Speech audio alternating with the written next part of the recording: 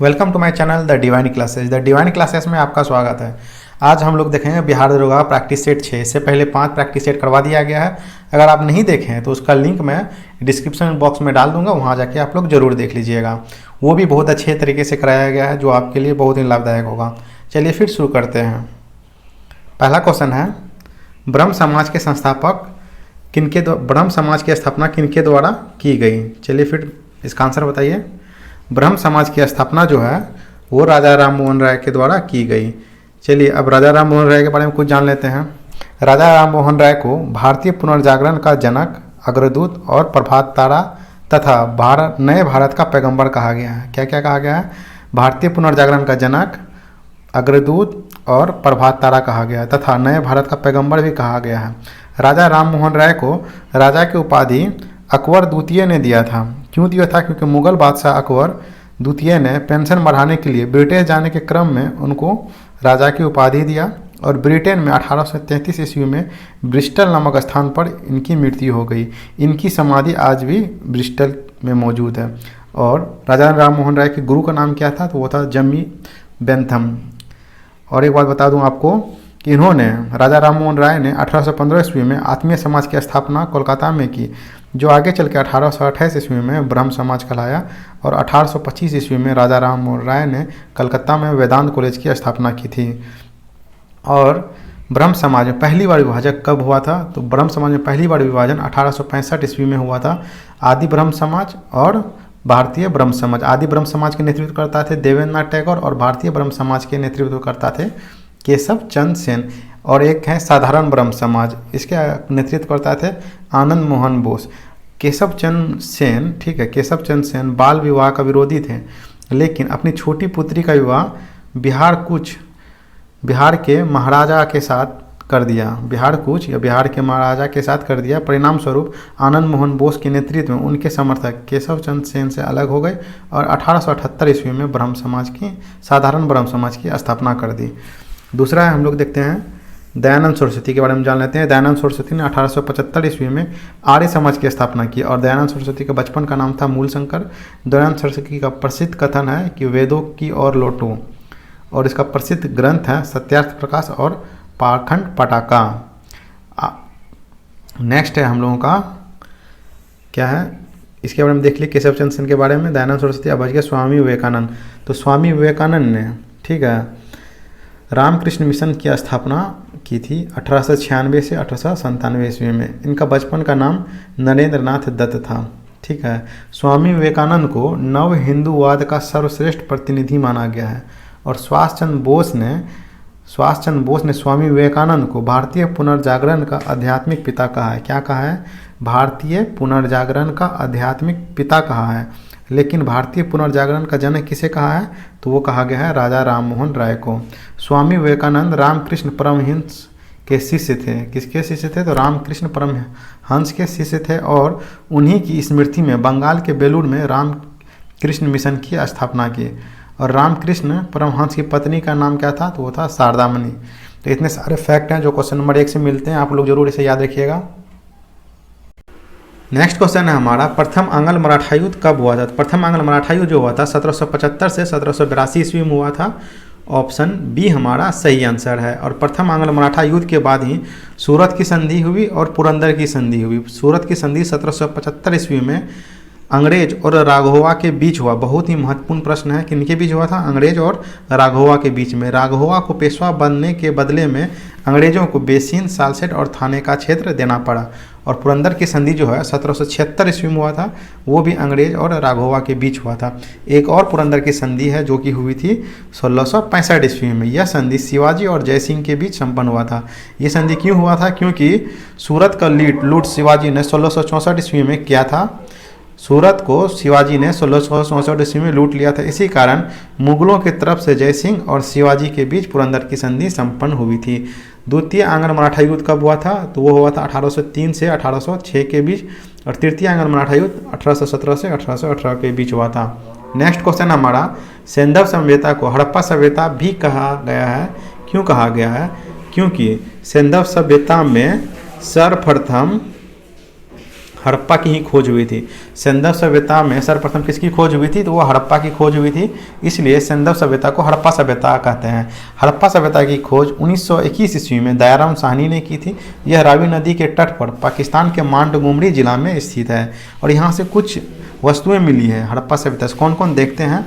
कुम्हार का चाक मिला है, श्रमिक आवास मिला है, मातृ देवी की मूर्ति मिली है, लकड़ी की ओखली मिली है, लकड़ी का ताबूत मिला है, RH-37 कब्रिस्तान मिला है, हाथी का कपाल मिला है, स्वास्तिक चिन्ह मिला है और महिला के गर्भ से पौधे निकालते दिखाया गया। बहुत ही महत्वपूर्ण प्रश्न है एक कि महिला के गर्भ से पौधे निकालते कहाँ पे दिखाया गया है, कहाँ से मिला है ऐसा? ये हड़प्पा में मिला है। और दूसरा स्वास्तिक चिन्ह कहाँ से मिला? तो ये मिला है हड़प्पा सभ्यता से। नेक्स्ट क्वेश्चन है हमारा, किस दार्शनिक तत्व का संबंध जैन धर्म से है? तो बताइए इसका आंसर क्या होगा? इसका आंसर होगा हमारा ऑप्शन ए, स्यादवाद अथवा अनेकांतवाद। अनेकांतवाद को ही स्यादवाद या सप्तभंगी कहा गया। याद रखिएगा, बहुत ही महत्वपूर्ण प्रश्न है कि अनेकांतवाद को सप्तभंगी या स्यादवाद भी कहा गया है। और अनेकांतवाद ये क्या है? तो ये जैन धर्म का एक दर्शन है। तो जैन धर्म का दर्शन है तो बौद्ध धर्म का भी दर्शन होगा। तो बौद्ध धर्म का दर्शन जो है वो कहा गया है अभिधम्म पिटक को, याद रखिएगा। और जैन धर्म का दर्शन अनेकांतवाद को कहा गया है। और अनेकांतवाद को सप्तभंगी या स्यादवाद कहा गया है। और व्यूहवाद जो है वो किससे संबंधित है? तो व्यूहवाद जो है वो वैष्णव धर्म से संबंधित है। अष्टांगिक मार्ग जो है वो बौद्ध धर्म से संबंधित है। बौद्ध धर्म से क्या क्या संबंधित है? 4 आर्य सत्य, अष्टांगिक मार्ग और 10 शील, ये बौद्ध धर्म से संबंधित है। चलिए नेक्स्ट क्वेश्चन हमारा, नेक्स्ट है हमारा, किस रेगुलेटिंग एक्ट के द्वारा गवर्नर जनरल के पद की शुरुआत की गई? तो यह की गई थी 1773 के रेगुलेटिंग एक्ट। ऑप्शन ए हमारा सही आंसर है। 1773 के अधिनियम के द्वारा बंगाल के गवर्नर को गवर्नर जनरल बना दिया गया। और 1773 के अधिनियम के द्वारा ही कंपनी के कर्मचारियों को निजी व्यापार करने और भारतीय लोगों से उपहार या रिश्वत लेने के लिए प्रतिबंध लगा दिया गया। ठीक है। और 1833 के अधिनियम के द्वारा बंगाल के गवर्नर जनरल को भारत का गवर्नर जनरल बना दिया गया। और 1858 के अधिनियम के द्वारा भारत के गवर्नर जनरल को वायसराय बना दिया गया। बंगाल का प्रथम गवर्नर कौन था? तो वो था लॉर्ड क्लाइव। बंगाल का प्रथम गवर्नर जनरल कौन था? तो वो था वारेन हेस्टिंग। और भारत का प्रथम गवर्नर जनरल था लॉर्ड विलियम बेंटिक। कंफ्यूज मत होइएगा, बंगाल का प्रथम गवर्नर जनरल वारेन हेस्टिंग, जब बंगाल बोलेगा तो वारेन हेस्टिंग। और भारत का जब गवर्नर जनरल पूछेगा तो वो है लॉर्ड विलियम बेंटिक। और भारत का प्रथम वायसराय था लॉर्ड कैनिन। और स्वतंत्र भारत का प्रथम गवर्नर जनरल या वायसराय कौन था? तो वह था लॉर्ड लुई माउंटेन। और स्वतंत्र भारत के प्रथम भारतीय गवर्नर जनरल या वायसराय कौन था? तो वह था सी राजगोपालाचारी। और स्वतंत्र भारत के अंतिम गवर्नर जनरल या वायसराय वो भी थे सी राजगोपालाचारी। और 1919 का अधिनियम के बारे में जान लेते हैं। इसको मॉन्टेग्यू चेम्सफोर्ड सुधार अधिनियम भी कहा गया है। और इस अधिनियम के द्वारा पहली बार महिलाओं को भी वोट देने का अधिकार दिया गया। और एक और है 1909 का अधिनियम, इसको मार्ले मिंटो सुधार अधिनियम कहा गया है। और इस अधिनियम के द्वारा मुस्लिम समुदाय के लिए पृथक प्रतिनिधि का उपबंध किया गया, प्रतिनिधित्व का उपबंध किया गया। और लॉर्ड मिंटो को सांप्रदायिक निर्वाचन के जनक के रूप में जानते हैं हम लोग। नेक्स्ट है, जलियांवाला बाग किस राज्य में स्थित है? बहुत ही इजी क्वेश्चन है, ये सोच के मत पढ़िए कि ये बहुत इजी क्वेश्चन है। इसके बारे में जितना फैक्ट बताया जा रहा है उसे आप लोग याद कीजिए। ये सेट जैसे ही खत्म होगा 15 सेट, उसके बाद क्वेश्चन का लेवल बहुत अप कर दिया जाएगा ताकि छोटी छोटी क्वेश्चनों में आप लोग गलती ना कर सकें। इसलिए पहले इजी टू हार्ड जा रहे हैं हम लोग। चलिए फिर स्टार्ट करते हैं हम लोग। जलियांवाला बाग किस राज्य में स्थित है? तो जलियांवाला बाग जो है वो पंजाब में है। ऑप्शन डी हमारा सही आंसर है। और जलियांवाला बाग हत्याकांड कब हुआ था? 13 अप्रैल 1919 ईस्वी में पंजाब के अमृतसर में हुआ था। और इसके जांच के लिए हंटर आयोग का गठन किया गया था, जिसने बताया था कि सरकार के अनुसार, ठीक है, सरकार के अनुसार मात्र 779 लोगों को 379 लोगों की मृत्यु हुई थी। लेकिन ऐसा नहीं है, इस कांड में हजारों लोगों की मृत्यु हुई थी। और ये क्यों हुआ था बताते हैं आपको। जलियांवाला बाग क्यों हुआ था? पंजाब आने के क्रम में गांधी जी को रोक दिया गया। परिणाम स्वरूप अमृतसर में शांतिपूर्वक प्रदर्शन का आयोजन किया गया। लेकिन अंग्रेजी सेना के साथ झड़प में संघर्ष हुआ और 2 व्यक्ति की मृत्यु हो गई। बदले में कार्रवाई में किया गया और 5 अंग्रेजों को मार दिया गया। साथ ही डॉक्टर सतपाल और डॉक्टर सैफुद्दीन किचलू को गिरफ्तार किया गया। और इसके गिरफ्तारी के विरोध में जालियांवाला बाग में शांतिपूर्वक सभा का आयोजन किया जा रहा था। और उस समय पंजाब का जो उपराज्यपाल था वो था माइकल ओ डायर था, जिसने सैन्य अधिकारी माइकल आर डायर को जालियांवाला बाग में गोली चलाने का आदेश दिया। इस प्रकार आर डायर के द्वारा इस बर्बर हत्याकांड को अंजाम दिया गया, इतना याद रखिएगा। और जालियांवाला बाग हत्याकांड के विरोध में रविन्द्रनाथ टैगोर ने सर या नाइटहुड की उपाधि वापस कर दी थी और अंग्रेजी सेना की कार्यकारी परिषद के सदस्य लॉर्ड शंकरन ने अपने सदस्यता की पद को त्याग दिया था। चलिए नेक्स्ट क्वेश्चन हमारा, निम्नलिखित में से किस मुगल बादशाह के तुलसीदास समकालीन थे? तो तुलसीदास किसके समकालीन थे? तो वे थे अकबर के समकालीन। ऑप्शन ए हमारा सही आंसर है। तुलसीदास अकबर के समकालीन थे, परंतु उनका राज दरबार से कोई संबंध नहीं था। उनका जीवन अधिकांशतः बनारस में व्यतीत हुआ और इनकी कुछ रचनाएं देख लेते हैं। रामचरितमानस सबसे महत्वपूर्ण है, किसके द्वारा लिखी गई है? तो तुलसीदास के द्वारा। विनय पत्रिका और कवितावली ये भी तुलसीदास के द्वारा लिखी गई है। नेक्स्ट है, तैमूर ने भारत पर आक्रमण किया था। तो तैमूर ने भारत पर कब आक्रमण किया था बताइए आप लोग? तैमूर ने भारत पर 1398 ईस्वी में आक्रमण किया था। ऑप्शन सी हमारा सही आंसर है। तैमूर लंग ने भारत पर 1398 ईस्वी में आक्रमण किया था और उस समय दिल्ली सल्तनत का नाममात्र का शासक कौन था? तुगलक नासिरुद्दीन महमूद था। नेक्स्ट है, प्रसिद्ध गणितज्ञ आर्यभट्ट रहने वाले थे। तो कहाँ के रहने वाले थे बताइए? इसका आंसर हो जाएगा आपका ऑप्शन डी, कुसुमपुर पटना का। आर्यभट्ट पटना के निवासी थे। इन्होंने 799 ईस्वी में आर्यभट्टियम नामक ग्रंथ लिखा, बहुत ही महत्वपूर्ण है, याद रखिएगा आर्यभट्टियम, जिनके एक अध्याय का नाम गणित पद है। इनमें अंकगणित, बीजगणित, ज्यामिति और त्रिकोणमिति की प्रमुख विधियों का समावेश किया गया है। नेक्स्ट है, ईस्ट इंडिया कंपनी ने मद्रास एवं बम्बई के बीच निम्नलिखित में से भूमि व्यवस्था का प्रचलन किया। तो किस भूमि व्यवस्था का प्रचलन किया था? तो वो क्या था आपका? ऑप्शन डी, रैयतवाड़ी व्यवस्था का।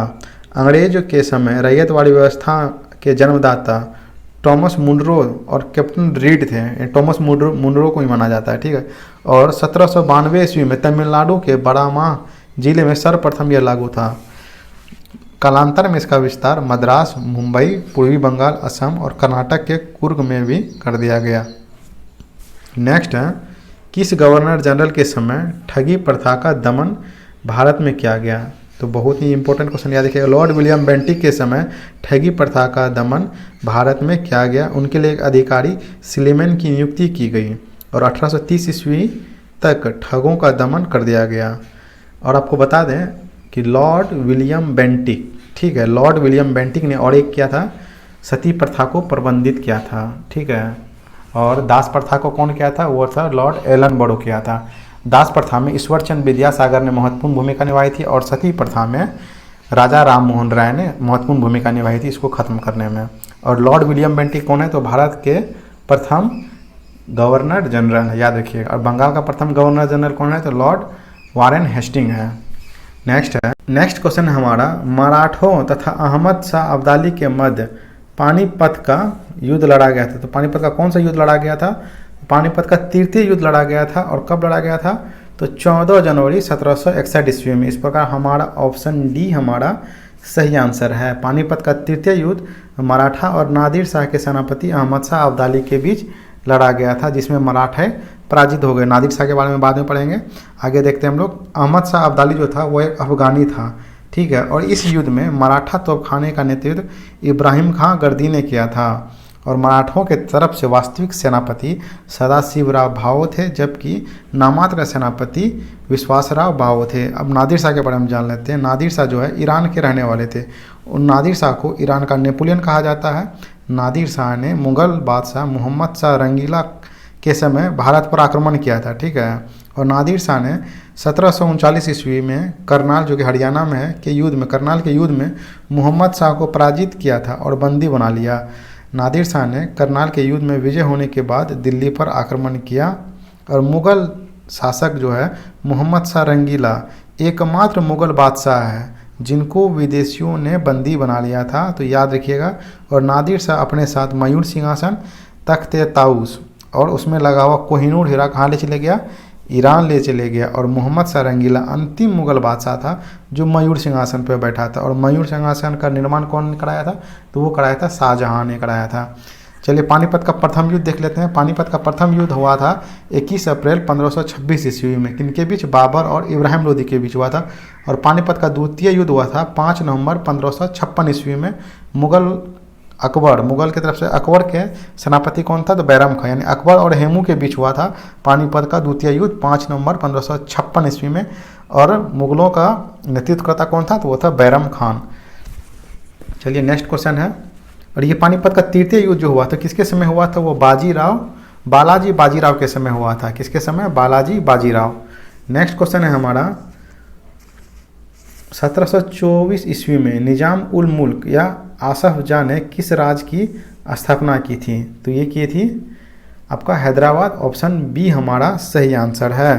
देखते हैं हैदराबाद राज्य की स्थापना मुगल वजीर चिनक्लीज खां या निजाम उल मुल्क ने 1724 ईस्वी में किया था। इन्होंने सैयद बंधुओं को परास्त किया था और परास्त करने में महत्वपूर्ण भूमिका निभाया था सैयद बंधुओं को, जिनके इनाम स्वरूप उनको दक्कन का नवाबी इनाम में मिला था।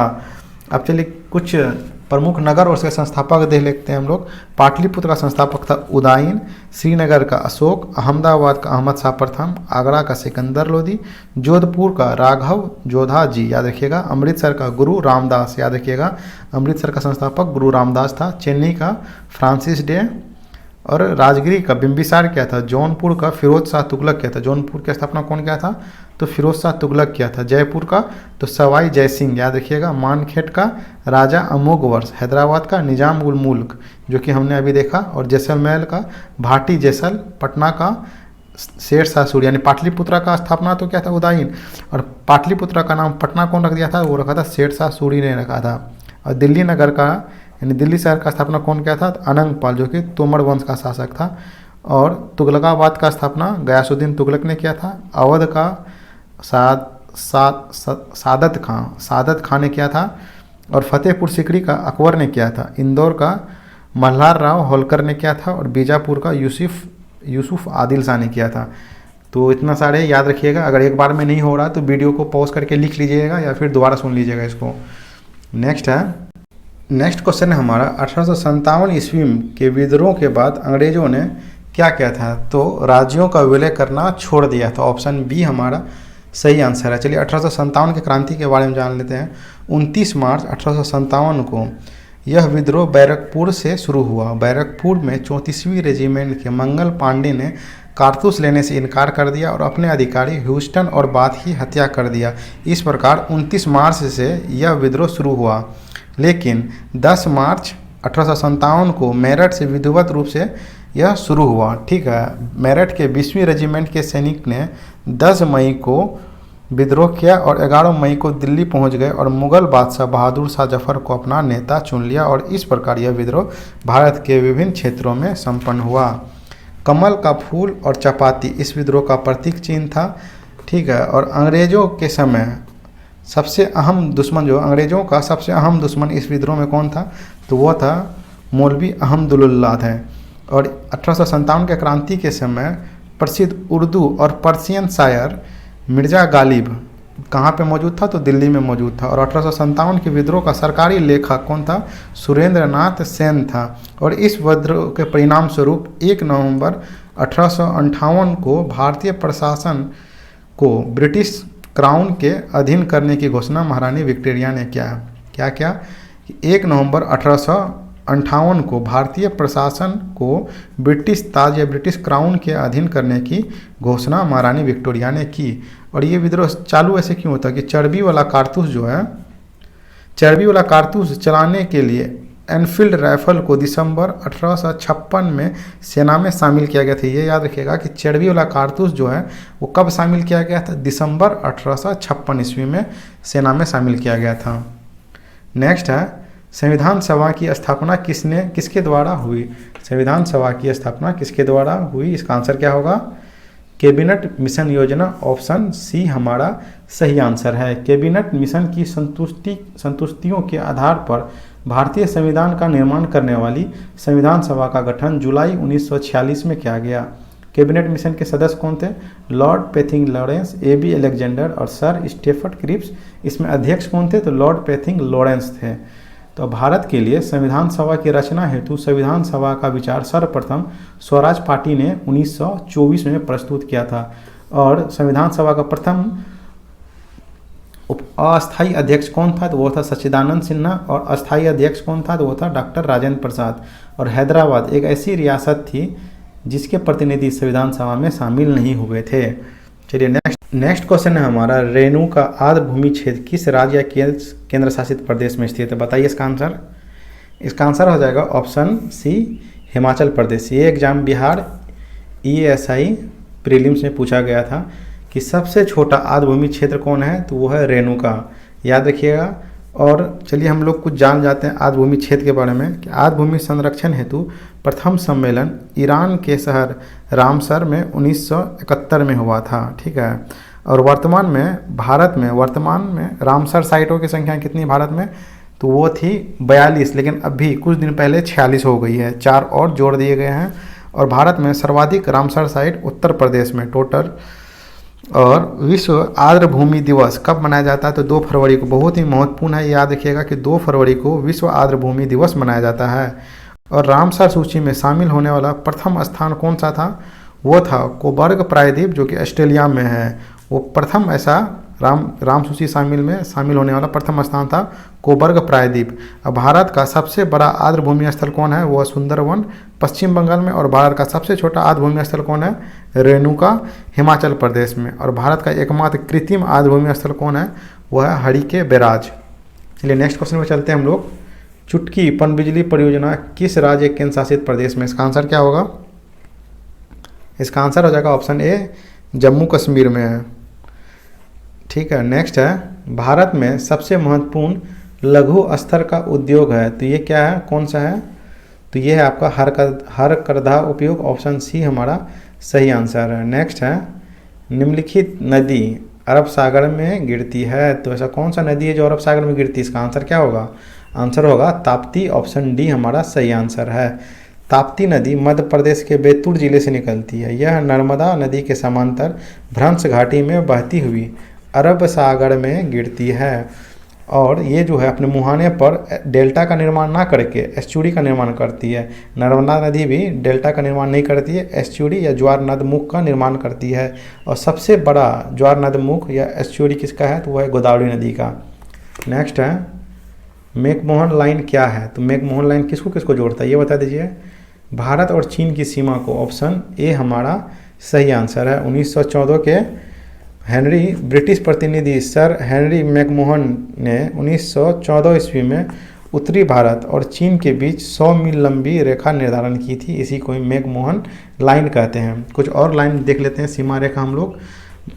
रेडक्लिफ रेखा, यह भारत और पाकिस्तान के बीच है। डूरन रेखा वर्तमान में पाकिस्तान और अफगानिस्तान के बीच में, लेकिन इससे पहले आज़ादी से पहले भारत और अफगानिस्तान के बीच में था। और 24वीं अक्षांश रेखा भारत और पाकिस्तान के बीच है। हिडनबर्ग रेखा जर्मनी और पोलैंड के बीच है, याद रखिएगा, हिडनबर्ग जर्मनी और पोलैंड के बीच है। मैगीनॉट या सीज फ्राइट जर्मनी और फ्रांस के बीच है। 38वीं समांतर रेखा उत्तरी कोरिया और दक्षिणी कोरिया के बीच है। और 49वीं समांतर रेखा अमेरिका और कनाडा के बीच है। और 17वीं अक्षांश रेखा उत्तरी और दक्षिणी वियतनाम के बीच है। और मेन रेखा रूस और फिनलैंड के बीच है। और मेडिसन रेखा जो है अमेरिका और कनाडा के बीच है। नेक्स्ट क्वेश्चन है, हरित क्रांति के जन्मदाता है, तो हरित क्रांति के जन्मदाता कौन है? यहाँ ध्यान देने वाली बात है, ये नहीं बोला कि भारत में हरित क्रांति के जन्मदाता कौन है, यहाँ बोला गया है हरित क्रांति के जन्मदाता कौन है। तो इसका आंसर क्या होगा? ऑप्शन ए नॉर्मन बोरलॉन्ग, ठीक है। और भारत में हरित क्रांति के जन्मदाता कौन है? वो डॉक्टर स्वामीनाथन है। और हरित क्रांति का जन्म मतलब हरित क्रांति स्टार्ट कब हुआ था भारत में? तो 1966 से 69 के बीच हुआ था। योजना अवकाश जब चल रहा था 1966 से 67 के बीच हुआ था। और सफ़ेद क्रांति का जन्मदाता किसे माना जाता है? डॉक्टर वर्गीस कुरियन को माना जाता है, ठीक है। और सफ़ेद क्रांति जो है वो दूध से संबंधित है, दूध के उत्पादन से संबंधित है। कुछ और क्रांति हम लोग जान जाते हैं। नीली क्रांति जो है वो मत्स्य उत्पादन से है। पीली क्रांति तिलहन उत्पादन से। रजत क्रांति जो है अंडा उत्पादन से, ध्यान रखिएगा, रजत क्रांति अंडा उत्पादन से। गोल क्रांति आलू उत्पादन से। श्वेत क्रांति दूध उत्पादन से, भूरी क्रांति जो है वो उर्वरक उत्पादन से, लाल क्रांति मांस उत्पादन से, गुलाबी क्रांति जो है वो झींगा उत्पादन से, प्याज और औषधि उत्पादन से भी संबंधित है, और सुनहरी क्रांति जो है वो फल उत्पादन से संबंधित है। इतना सारा याद रखिएगा। अगर याद नहीं रख पाते हैं तो कॉपी में नोट कर लिया कीजिए। अगर ये भी नहीं होता तो वीडियो को फिर से दोबारा देख लिया कीजिए, क्योंकि बहुत सारे इंपॉर्टेंट फैक्ट इसमें बताए जा रहे हैं जो कि एग्जाम में आपके आएंगे। नेक्स्ट है, किस महीने में रबी फसल की बुआई होती है? तो ये कब होती है बताइए, इसका आंसर क्या होगा कि रबी फसल की बुआई कब होती है? तो वो होती है अक्टूबर नवंबर में। ऑप्शन सी से हमारा सही आंसर है। अक्टूबर नवंबर में बुआई होती है और मार्च अप्रैल में काटी जाती है। इसमें गेहूँ, जौ, चना, मटर, सरसों, आलू, राई और भी आते हैं। कौन कौन आता है याद रखिएगा, गेहूँ, जौ, चना, सरसों, मटर, आलू, राई। और खरीफ फसल जो है वो जून से जुलाई में बोया जाता है और काटा कब जाता है? तो वो काटा जाता है नवंबर दिसंबर में। इसमें क्या क्या आता है? धान आता है, गन्ना आता है, तिलहन आता है, ज्वार आता है, बाजरा आता है, मक्का आता है और अरहर आता है। तो इतना सारा है, याद रखिएगा आप लोग। तमिलनाडु में मानसून के सामान्य महीने कौन से हैं? तो तमिलनाडु में जो है लौटते हुए मानसून से वर्षा होती है जाड़े के दिनों में। तो इसका आंसर क्या हो जाएगा आप लोग बताइए हमको।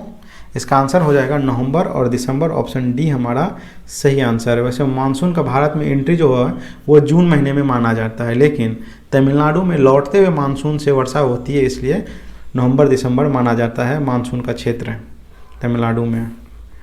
नेक्स्ट है, निम्नलिखित में से किस प्रकार की मृदा का जल धारण क्षमता सबसे कम होती है? तो इसका आंसर क्या होगा?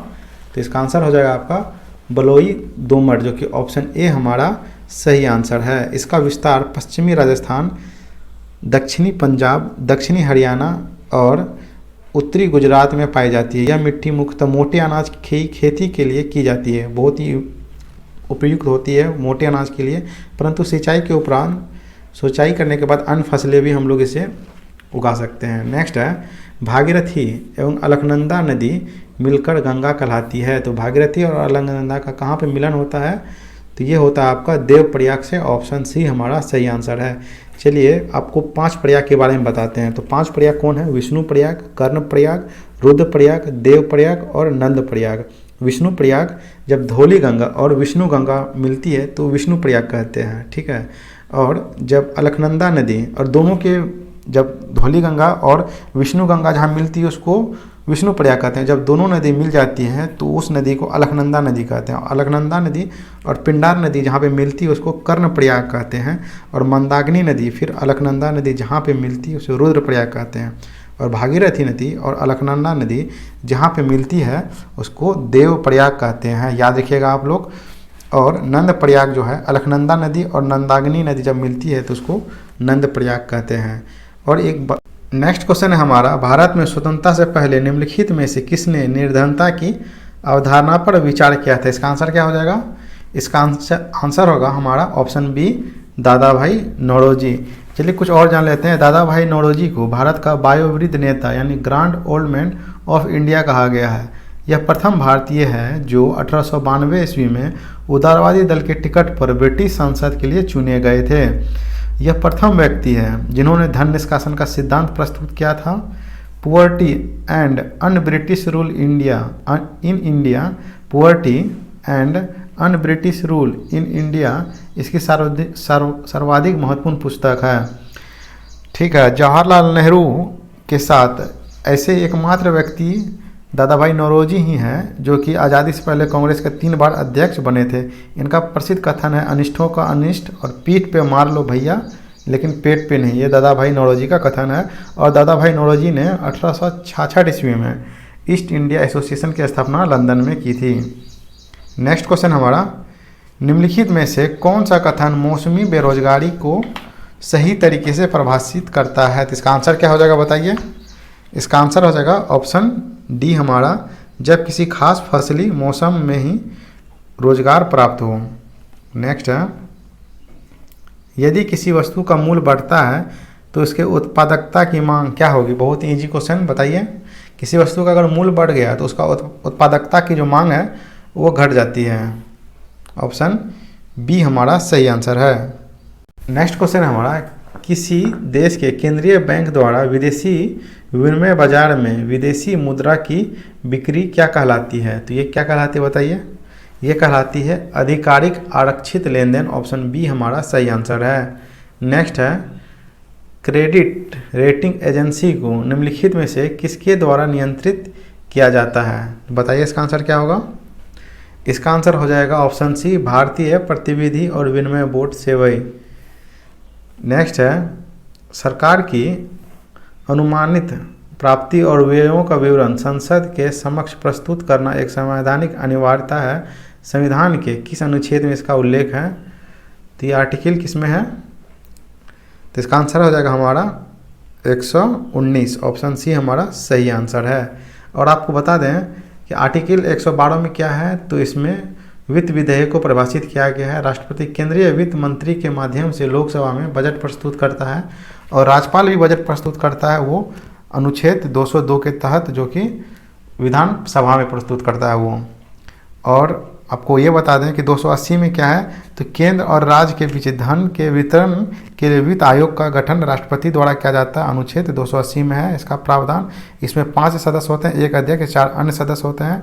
और अनुच्छेद 110 में जो है उसमें धन विधेयक को परिभाषित किया गया है। चलिए नेक्स्ट क्वेश्चन को देखते हैं हम लोग। वस्तु एवं सेवा कर की सहायता से क्या क्या हो सकता है? सहकारी संघवाद को बढ़ावा मिलेगा, देश में आर्थिक एकीकरण सुनिश्चित किया जा सकेगा, एक देश एक कर बाजार के लक्ष्य को प्राप्त किया जा सकेगा। तो इसका आंसर क्या हो जाएगा हमारा? ऑप्शन डी सही है, तीनों सही है।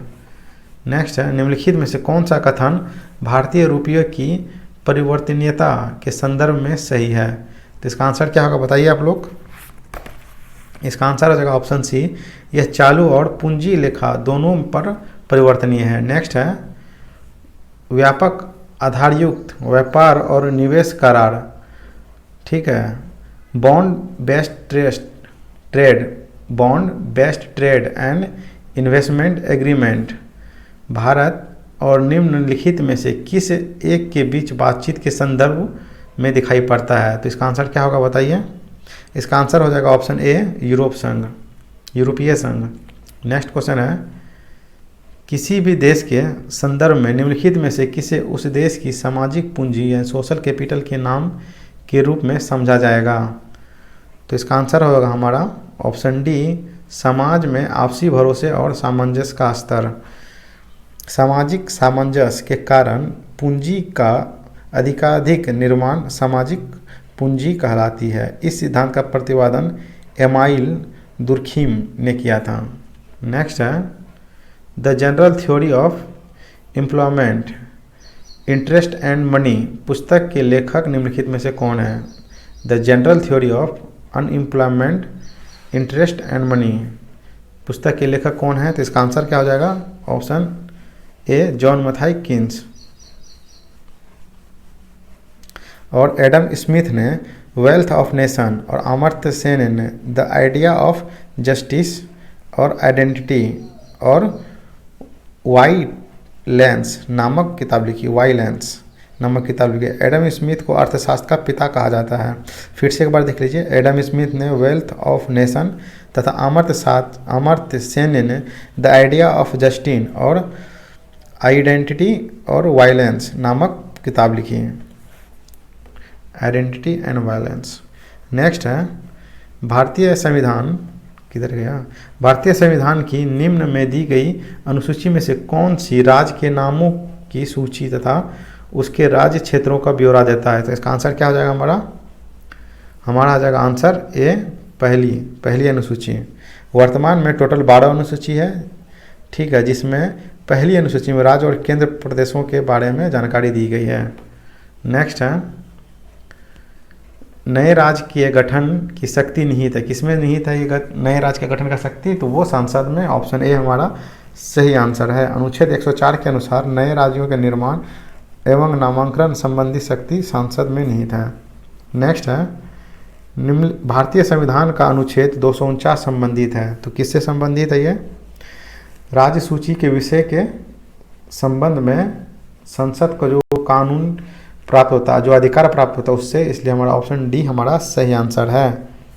नेक्स्ट है, नेक्स्ट से देख लेते पहले क्या है, राष्ट्रपति की आपातकालीन शक्ति कहाँ 352 से 356 के बीच में है, और 352 में है हमारा राष्ट्रीय आपात जो कि 3 बार लगा है, 1962 में, 1971 में, 1975 में, और 1956 में आपका राजकीय आपात जिसको राष्ट्रपति शासन कहते हैं, पहली बार पंजाब में लगा था। तृतीय है 1860 ईस्वी में वित्तीय आपात, 360 में, आर्टिकल 360 में है वित्तीय आपात, जो कि अभी तक एक बार भी नहीं लगा है। चलिए नेक्स्ट है, निम्नलिखित कदमों पर विचार कीजिए। भारत की संविधान सभा ने राष्ट्रीय ध्वज का प्रारूप 22 जुलाई 1947 को अपनाया था। नेक्स्ट है, राष्ट्रीय ध्वज की बीच चक्र में 24 तीलियां हैं, 24 तीलियां हैं, जो तीलियां हैं वो नीले कलर की, याद रखिएगा। राष्ट्रीय ध्वज की चौड़ाई लंबाई का अनुपात 2:3 है, तो ये भी सही है, ये भी सही है और ये भी सही है। इसका आंसर क्या हो जाएगा, ऑप्शन डी, तीनों सही है। नेक्स्ट है हमारा, भारत में राज्य विधायपालिका का उच्च सदन कौन सा है? तो इसका आंसर क्या हो जाएगा हमारा, इसका आंसर हो जाएगा हमारा विधान पालिका परिषद, ऑप्शन ए सही आंसर है। भारत में राज्य विधायपालिकाओं का उच्च सदन कौन सा है, तो वो है विधान पालिका परिषद। ठीक है, नेक्स्ट देखते हैं हम लोग। नेक्स्ट देखने से पहले ये देख लेते हैं, अभी विधान परिषद जो है वर्तमान में 6 राज्यों में, 6 राज्यों में है। किस किस राज्यों में? उत्तर प्रदेश में है, बिहार में है, कर्नाटक में है, महाराष्ट्र में है, तेलंगाना में है एवं आंध्र प्रदेश में है। नेक्स्ट है, निम्नलिखित में राज्य के नीति निर्देशक सिद्धांत के विषयों की पहचान कीजिए। तो इसमें कौन ऐसा है जो नीति निर्देशक सिद्धांत है? मद्य निषेध, कारखानों एवं खानों में बाल श्रम निषेध, बेगार अथवा बलात् श्रम निषेध या अस्पृश्यता निषेध। इसका आंसर क्या होगा? इसका आंसर हो जाएगा हमारा सिर्फ ए, जो कि ऑप्शन सी में है। और ये जो है कारखानों एवं खानों में बाल श्रम निषेध, ये हमारा मौलिक अधिकार है। बेगार एवं बलात् श्रम निषेध, ये भी मेरा मौलिक अधिकार, और अस्पृश्यता का निषेध, ये भी मौलिक अधिकार। ये आर्टिकल 17 में, 17 में, आर्टिकल 17 में है अस्पृश्यता का अंत है। नेक्स्ट है हमारा, और बेगार अथवा बाल श्रम निषेध किस में है? आर्टिकल 23 में है। कारखाना एवं खानों में बाल श्रम निषेध ये किस में है? वो है आर्टिकल 24 में। तो नेक्स्ट है हमारा, निम्नलिखित में निम्न में से कौन सी नीति निर्देशक सिद्धांत में शामिल नहीं है? तो देखते हैं कौन सा शामिल नहीं है। मद्य निषेध ये शामिल है, ठीक है। और समान कार्य के लिए समान वेतन ये भी शामिल है। काम का अधिकार ये भी शामिल है, लेकिन सूचना का अधिकार ये नहीं है। सूचना का अधिकार जो है वो मौलिक अधिकार में है, जो कि 2005 में जोड़ा गया था। सूचना का अधिकार अनुच्छेद 19 के एक के ए में तथा अनुच्छेद 21 का सम्मिलित स्वरूप अधिकार है, ठीक है। नेक्स्ट है, भारतीय संविधान का संरक्षक कौन है? तो बताइए इसका आंसर क्या होगा? इसका आंसर ऑप्शन डी होगा, सर्वोच्च न्यायालय। भारतीय संविधान के अंतिम व्याख्याकर्ता जो है सर्वोच्च न्यायालय होता है, इसलिए इसे संविधान का संरक्षक कहा गया है। नेक्स्ट है, भारतीय संविधान के निम्नलिखित किन अनुच्छेद या अनुच्छेदों द्वारा अंतर्राज्यीय व्यापार एवं व्यवसाय की स्वतंत्रता नियमित की गई है? तो इसका आंसर क्या होगा हमारा? ऑप्शन डी, ये सभी। अनुच्छेद 19 के 1 के जी में भारत में कहीं भी व्यापार करने का मौलिक अधिकार है, और अनुच्छेद 301 से 307 के बीच व्यापार एवं वाणिज्य की स्वतंत्रता है। नेक्स्ट है हमारा, निम्नलिखित कथनों में से कौन सा सही है? तो पढ़ते हैं। भारतीय संविधान अध्यक्षात्मक है। भारत एक नाममात्र का राजतंत्र है। भारत एक कुलीन क्षेत्र है। भारत एक संघात्मक प्रजातंत्र है। तो इसका आंसर क्या हो जाएगा हमारा? ऑप्शन डी, भारत एक संघात्मक प्रजातंत्र है। नेक्स्ट है, निम्नलिखित में से किसने भारतीय संविधान की प्रस्तावना को हमारे संप्रभु प्रजातांत्रिक गणराज्य की जन्म कुंडली कहा है? तो इसका आंसर क्या होगा? इसका आंसर हो जाएगा हमारा के.एम. मुंशी, ऑप्शन डी हमारा सही आंसर है। याद रखिएगा, इसका बहुत इंपॉर्टेंट क्वेश्चन है। नेक्स्ट है, 26 नवंबर 1949 को अंगीकृत भारतीय संविधान की प्रस्तावना में कौन सा शब्द सम्मिलित नहीं है? बताइए। तो इसका आंसर हमारा क्या होगा? ऑप्शन समाजवादी, पंथ निरपेक्ष और अखंडता, ये कब जोड़ा गया था? ये 42वां संविधान संशोधन 1976 में जोड़ा गया। 42वां संविधान संशोधन 1976 में ये तीनों शब्द जोड़ा गया था, इसलिए आंसर हमारा ऑप्शन ए होगा। क्योंकि जब नेक्स्ट है हमारा संविधान का प्रथम संशोधन जो वर्ष 1951 में पारित हुआ, जो निम्न में से किससे संबंधित है? तो आपको बता दें, प्रथम संविधान संशोधन अधिनियम 1951 के द्वारा 9वीं अनुसूची जोड़ी गई थी। इसके अंतर्गत राज्य द्वारा संपत्ति के अधिग्रहण की विधियों का उल्लेख किया गया है और इसमें पहला विषय भूमि संबंधी अधिनियमों को रखा गया है। तो इसका आंसर क्या हो जाएगा हमारा? इसका आंसर होगा ऑप्शन सी, कृषि भूमि सुधारों के संरक्षण से। नेक्स्ट है सिक्किम नए राज्य बना है। सिक्किम एक नया राज्य बना है कौनवें संविधान संशोधन के द्वारा? तो बता दें कि सिक्किम को 34वां संविधान संशोधन द्वारा सहराज्य तथा 35वां संविधान संशोधन 1975 के द्वारा 22वां राज्य का पूर्ण दर्जा मिला है। ठीक है, और सिक्किम जो है वो भारत का अंग कब बना? तो 16 मई 1975 को बना था और पूर्णतः जैविक कृषि करने वाला ये पहला राज्य है। और इसमें से दो दर्रा आ जाता है, दो दर्रा है, नाथुला और जलेपला, जो कि सिक्किम में पाया जाता है। इसके उत्तरी भाग को चुंबी घाटी कहते हैं और भारत में सर्वोच्च चोटी कंचनजंगा इसी राज्य में है। चलिए फिर नेक्स्ट देखते हैं हम लोग। हाल ही में जारी भ्रष्टाचार धारण सूचकांक 2020 में भारत का कौन सा स्थान रहा? तो इसमें भारत का स्थान कौन सा रहा बताइए? इसमें भारत का स्थान रहा 86वां स्थान रहा। ऑप्शन सी हमारा सही आंसर है। और भ्रष्टाचार धारण सूचकांक को कौन जारी करता है? तो ट्रांसपेरेंसी इंटरनेशनल जारी करता है और इसमें प्रथम स्थान है न्यूजीलैंड, डेनमार्क। चलिए आपको और बता दूं, विश्व प्रेस स्वतंत्रता दिवस 2021 में भारत का स्थान है 142वां और वैश्विक इंटरनेट सूचकांक में भारत का स्थान है 87वां 87। ग्लोबल जेंडर गैप रिपोर्ट 2021 में भारत का स्थान है 140। अंतर्राष्ट्रीय बौद्धिक संपदा सूचकांक में भारत का स्थान है 40। वर्ल्ड हैप्पीनेस रिपोर्ट में भारत का स्थान है 139। कोविड-19 प्रदर्शन सूचकांक में भारत का स्थान है 86। वैश्विक जलवायु जोखिम सूचकांक में भारत का स्थान है 7वां। याद रखिएगा इसको, वैश्विक जलवायु जोखिम सूचकांक में भारत का स्थान 7वां है।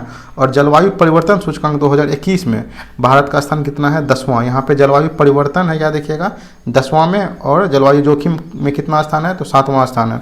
और मानव विकास सूचकांक 2020 में भारत का स्थान 131वां है। इतना आप याद रखिएगा। चलिए नेक्स्ट क्वेश्चन देखते हैं हम लोग। हाल ही में ग्लोबल क्लाइमेट रिस्क इंडेक्स 2021 जारी की गई। इस इंडेक्स में भारत को कौन सा स्थान दिया गया? बताइए, अभी मैंने आपको तुरंत बताया वैश्विक जलवायु जोखिम सूचकांक में भारत का कौन सा स्थान था? तो वो था 7वां स्थान। हमारा ऑप्शन सी सही होगा। और इसे जारी कौन करता है? तो जर्मन वॉच एनजीओ जारी करता है। नेक्स्ट है, हाल ही में विश्व आर्थिक स्थिति और संभावनाएं 2021 रिपोर्ट जारी की गई। इस रिपोर्ट में यह रिपोर्ट किस संस्था द्वारा जारी की गई है? क्या है क्वेश्चन? फिर देखते हैं। हाल ही में विश्व आर्थिक स्थिति एवं संभावनाएं 2021 रिपोर्ट जारी की गई है। ये रिपोर्ट किस संस्था द्वारा जारी की गई है? तो बताइए इसका आंसर क्या होगा? इसका आंसर आ जाएगा आपका ऑप्शन सी, संयुक्त राष्ट्र संघ के द्वारा। नेक्स्ट क्वेश्चन हमारा, हाल ही में अमेरिका में कौन व्यक्ति देश के पहले सेकेंड जेंटलमैन बने? पहले सेकेंड जेंटलमैन, याद रखिएगा, पहले सेकेंड जेंटलमैन इसलिए क्योंकि जो वहाँ के राष्ट्रपति होते हैं वो तो पहले जेंटलमैन होते हैं और वहाँ के जो उपराष्ट्रपति होते हैं उसके जो पति होते हैं वो होते हैं सेकेंड जेंटलमैन। और पहली बार जो अमेरिका की कोई उपराष्ट्रपति बनी है, महिला बनी है, वो कमला हैरिस बनी है। ठीक है, वो कौवें नंबर की है? तो वो बनी है 49 नंबर की उपराष्ट्रपति। और जो बाइडेन जो राष्ट्रपति बने वो कौवें नंबर के बने, वो बने 46 नंबर के। इसको याद रखिएगा। चलिए नेक्स्ट क्वेश्चन है हमारा, मध्य प्रदेश के किस बांध पर विश्व का सबसे बड़ा फ्लोटिंग प्लांट स्थापित किया जाना प्रस्तावित है? इसका आंसर क्या होगा बताइए आप लोग? ऑप्शन सी ओंकारेश्वर होगा। नेक्स्ट है हमारा, मध्य प्रदेश में रक्षा अनुसंधान एवं विकास संगठन के वर्तमान अध्यक्ष कौन है? तो वर्तमान अध्यक्ष हमारे जी सतीश रेड्डी। ऑप्शन सी हमारा सही आंसर है। नेक्स्ट है, हाल ही में ब्लूमबर्ग बिलियनियर इंडेक्स के अनुसार कौन मुकेश अंबानी को पीछे छोड़कर एशिया के सबसे अमीर व्यक्ति बन गए? तो वो कौन थे? झोंग शान। ऑप्शन बी हमारे सही आंसर है, जो चीन के हैं। नेक्स्ट है 9 जनवरी 2021 को प्रवासी भारतीय दिवस सम्मेलन आयोजित किया गया। वर्ष 2021 में इस सम्मेलन की थीम क्या थी बताइए। इस सम्मेलन का थीम था आत्मनिर्भर भारत में योगदान, जो कि ऑप्शन ए हमारा सही आंसर है। प्रवासी भारतीय दिवस 2003 से मनाया जा रहा है। इस वर्ष यह वर्चुअल सम्मेलन के रूप में मनाया गया। इस वर्ष का थीम आत्मनिर्भर भारत में योगदान है।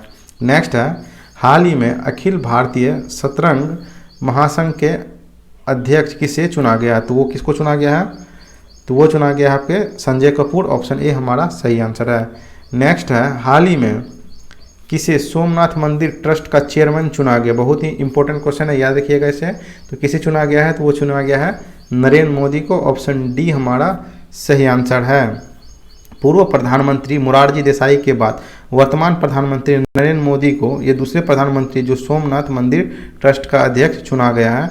ठीक है, और इस मंदिर का जो है सदस्य कौन कौन है, मंदिर ट्रस्ट के सदस्य कौन है, लाल कृष्ण आडवाणी और अमित शाह हैं, हमारे गृह मंत्री। नेक्स्ट है हाल ही में प्रधानमंत्री के कोविड-19 टीकाकरण के प्रथम चरण की घोषणा की गई। इस चरण में लगभग कितने लोगों का टीकाकरण किया गया, तो इसमें किया गया लगभग 27 करोड़ लोगों का, ऑप्शन सी हमारा सही आंसर है।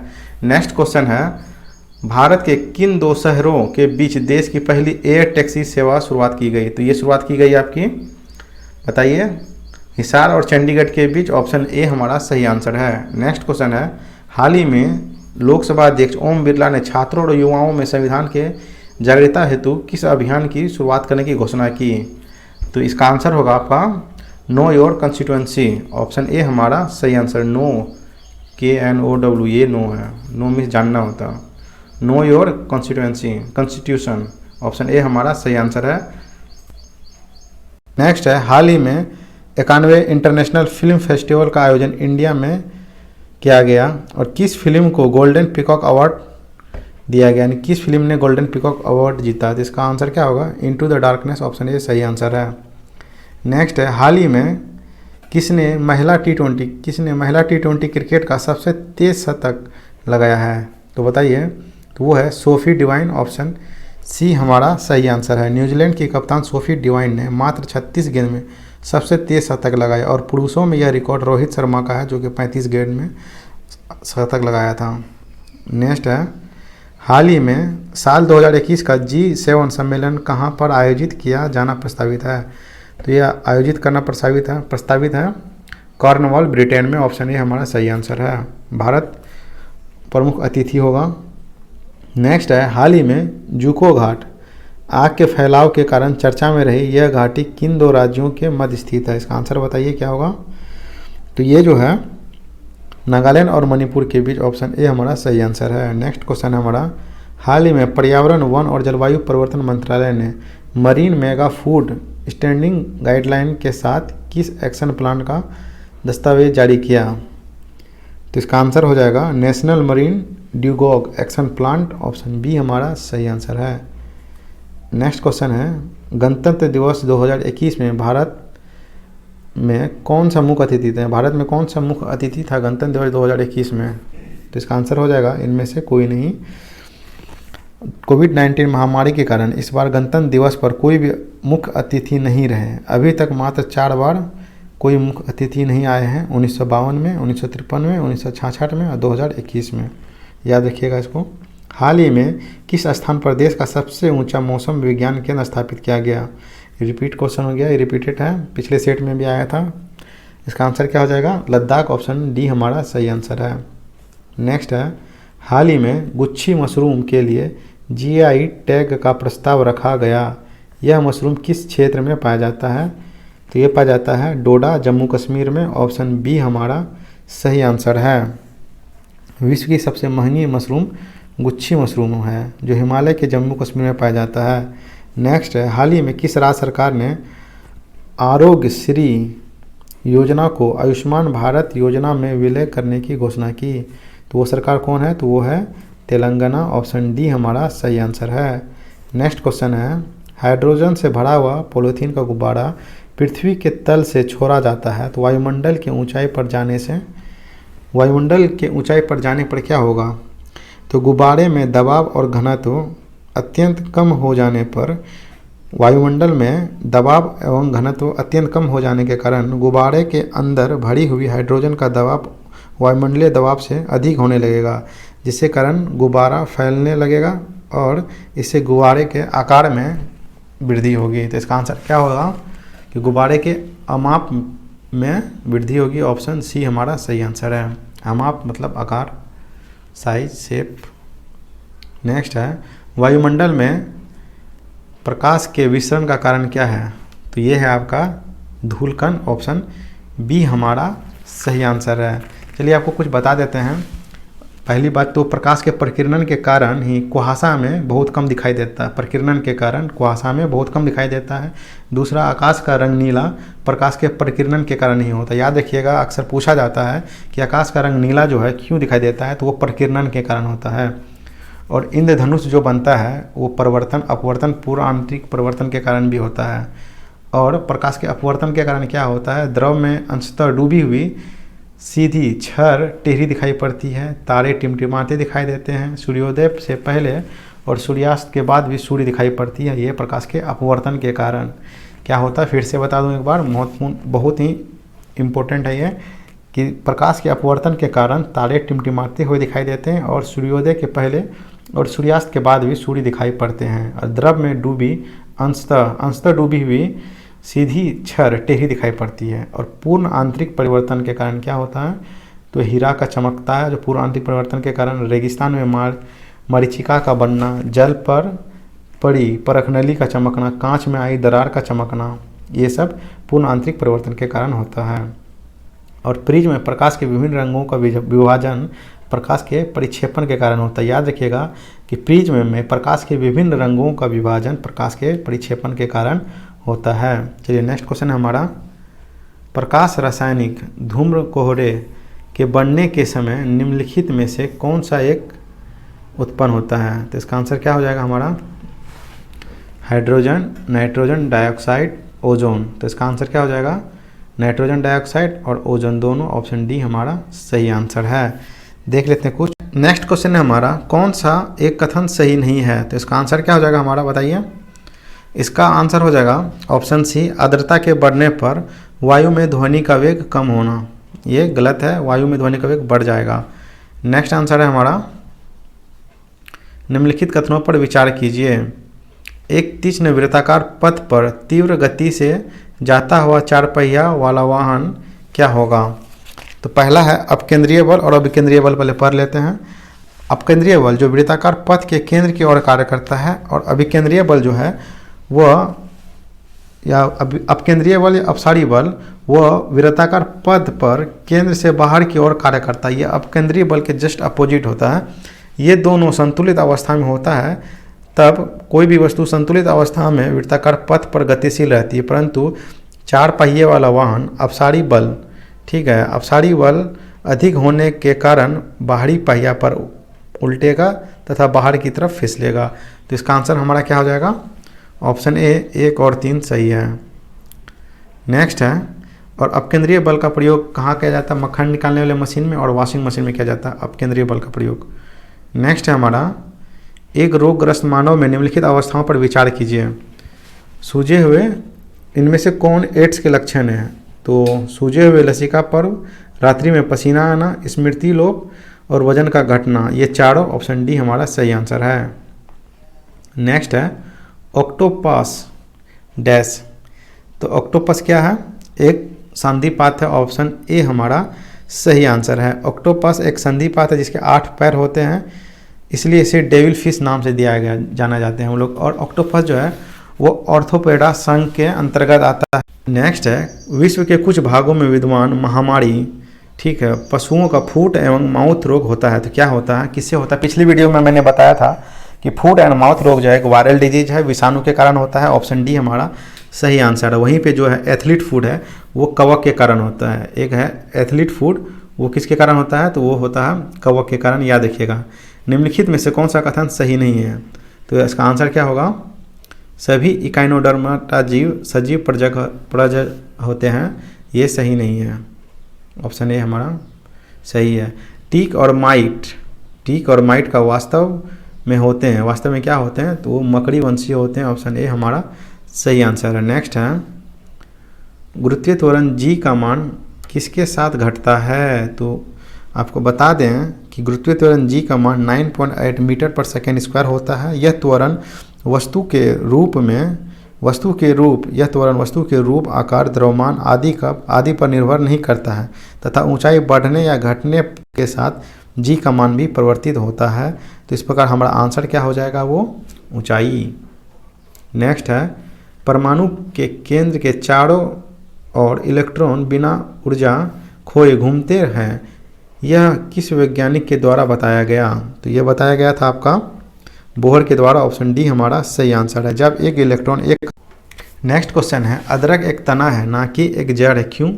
इसमें पर्व तथा पर्वसंधि होता है, इसलिए ऑप्शन बी हमारा सही आंसर है। हम आपको बता दें कि जड़ और तना कुछ ऐसे हैं जिसे जड़ कहते हैं। जैसे गाजर को जड़ में आता है, सलजम, चुकंदर, मूली, ये सब जड़ का है, रूपांतरण है। और एक तने का रूपांतरण है जिसमें आलू आता है, केसर आता है, प्याज आता है, हल्दी आता है, अदरक आता है।